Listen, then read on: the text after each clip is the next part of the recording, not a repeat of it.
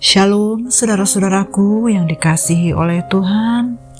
Senang sekali boleh berjumpa kembali di dalam perenungan firman Tuhan hari ini, Jumat 9 Desember 2022. Puji Tuhan, kita boleh dengan setia mengikuti renungan firman Tuhan. Nah, saudara-saudaraku, mari kita lebih dalam lagi untuk dapat menggali, merenungkan firman Tuhan. Kita bersekutu dengan Bapa di surga dan kita merasakan hadirat-Nya yang menjamah setiap kita. Nah, saudara-saudaraku, mari kita persiapkan hati kita lebih lagi sehingga firman Tuhan yang kita dengar boleh mengubah hidup kita. Mari saudaraku, saya mengajak kita semua untuk kita merendahkan hati dan kita berdoa. Bapa kami yang di surga, dikuduskanlah nama-Mu, datanglah kerajaan-Mu, dan jadilah kehendak-Mu di dalam hidup kami seperti di surga. Ya Bapa, kami sungguh bersyukur, hari ini kami kembali datang kepada Tuhan, kami rindu menyenangkan hati Bapa. Berkati setiap kami yang mendengar firman Tuhan, penuhi kami, damai sejahtera-Mu mengalir di tengah-tengah kami, sehingga firman Tuhan yang kami dengar sungguh-sungguh berbuah dan berakar di dalam kami.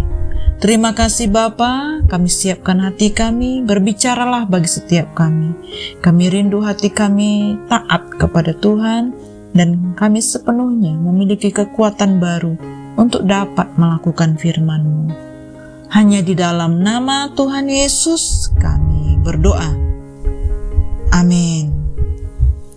Nah, saudara-saudaraku, mari persiapkan hati kita untuk mendengar renungan firman Tuhan pada hari ini yang berjudul Peringatan Tuhan.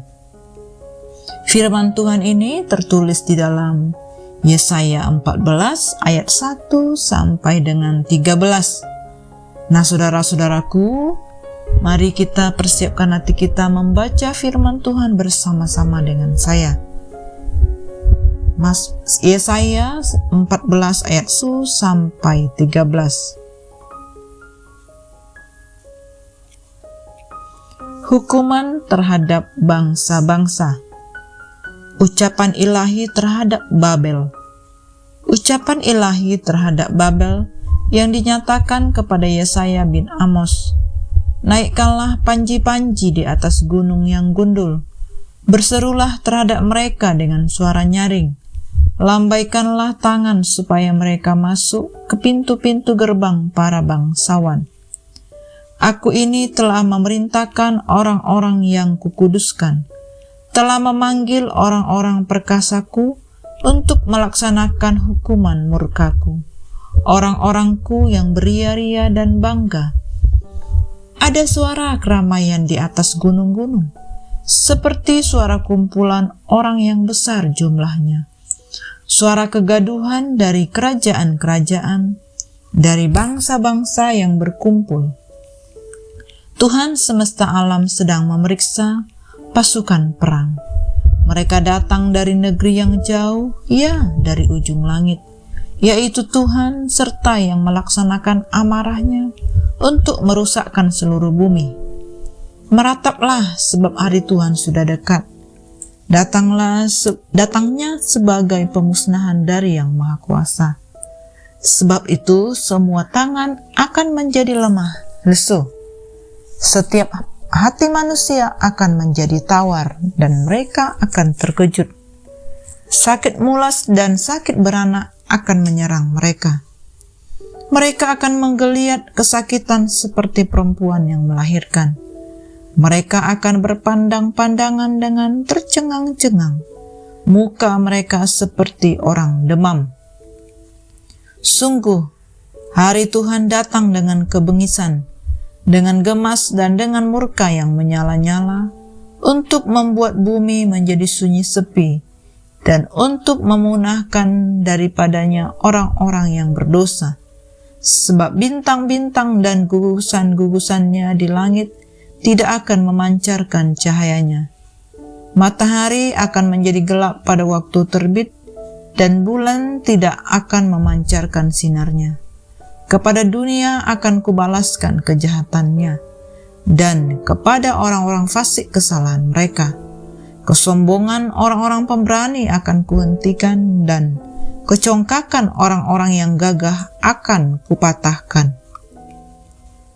Aku akan membuat orang lebih jarang daripada emas tua, dan manusia lebih jarang daripada emas Ofir. Sebab itu, aku akan membuat langit gemetar, dan bumi pun akan bergoncang dari tempatnya. Pada waktu amarah Tuhan semesta alam, dan pada hari murkanya yang menyala-nyala. Amin. Nah, saudara-saudaraku yang dikasihi oleh Tuhan, kerajaan Yehuda telah tidak taat dan tidak percaya sepenuhnya kepada Tuhan. Karena itu Tuhan menyerahkan mereka ke dalam tangan bangsa-bangsa asing sebagai bentuk hukuman. Namun bangsa-bangsa asing itu pun tidak mengerjakan kebenaran di hadapan Tuhan. Karena itu mereka juga tidak akan luput dari penghukuman Tuhan. Bangsa pertama yang disebutkan Yesaya akan menerima penghukuman Tuhan adalah Babel. Penghukuman Tuhan yang diekspresikan dalam kemarahannya terhadap bangsa Babel bukanlah sebuah tindakan sewenang-wenang dan tidak terkendali. Jauh sebelum penghukuman dilakukan, Tuhan melalui Nabi Yesaya sudah memberitahukannya. Hal ini yang Allah lakukan terhadap Babel. Nubuat penghukuman Babel sudah diberitakan saat Asyur masih menjadi ancaman. Jauh sebelum Babel berkuasa dan menghancurkan Yerusalem. Tuhan akan menghukum Babel karena kesombongan mereka. Dosa kesombongan bisa menyerang siapa saja. Orang Kristen pun bisa jatuh dalam dosa kesombongan karena merasa diri paling benar. Saudara-saudaraku, kita perlu berhati-hati dan terus mengoreksi diri kita sambil belajar memiliki sikap rendah hati. Karena Allah menentang orang yang congkak, tetapi mengasihi orang yang rendah hati. Saudaraku, kesombongan memang sulit dideteksi sampai suatu saat hal itu menghancurkan orang sombong.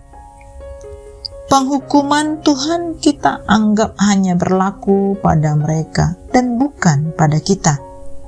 Seringkali kita menganggap sepele peringatan Tuhan atas kesalahan kita, sampai akhirnya kita sadar saat sudah kehilangan segalanya. Saudaraku, inilah peringatan Tuhan bagi kita sebagai umat Tuhan. Masalah atau pergumulan yang kita alami yang berada di luar kendali kita mungkin merupakan alat Tuhan untuk menegur kesalahan ataupun kesombongan kita. Semuanya Allah lakukan karena Ia sungguh mengasihi kita, dan biarlah kita sadar dan bertobat. Jika kita adalah orang yang berkuasa, ingatlah bahwa ada kuasa yang lebih tinggi daripada saudara, yang kepadanya saudara harus bertanggung jawab. Nah, saudara-saudaraku, masalah atau pergumulan yang ada dalam hidup kita, mari kita sikapi ataupun responi dengan benar, sehingga kita boleh mendapatkan hikmah ataupun suatu jawaban dari setiap pergumulan yang kita alami. Demikianlah saudara-saudaraku renungan firman Tuhan yang dapat kita dengar pada hari ini. Mari saya ajak kita untuk bersatu hati dan kita tutup di dalam doa. Terima kasih Bapa yang baik, kami bersyukur buat firman-Mu yang sudah kami dengar. Tuhan, kami percaya firman-Mu yang mengubah hidup kami. Firman-Mu yang memberikan kami pengharapan. firman-Mu yang menjamah kami dan membuat kami bertobat. Terima kasih Bapa, ini hidup kami rindu Engkau sepenuhnya intervensi dan mengendalikan kami. Terima kasih Bapa, biarlah hidup kami menjadi pribadi yang berkenan di hadapan-Mu. Kami serahkan seluruh aktivitas kami sepanjang hari ini, keluarga kami, orang yang berhubungan darah dengan kami. Semua apa yang kami lakukan, Tuhan, Engkau sepenuhnya yang memberkati. Terima kasih Bapa, kami serahkan kehidupan kami hanya ke dalam tangan kasih Tuhan. Di dalam nama Tuhan Yesus kami berdoa. Amin. Semangat pagi saudara-saudaraku. Semangat di dalam mengerjakan aktivitas kita hari ini. God bless you all.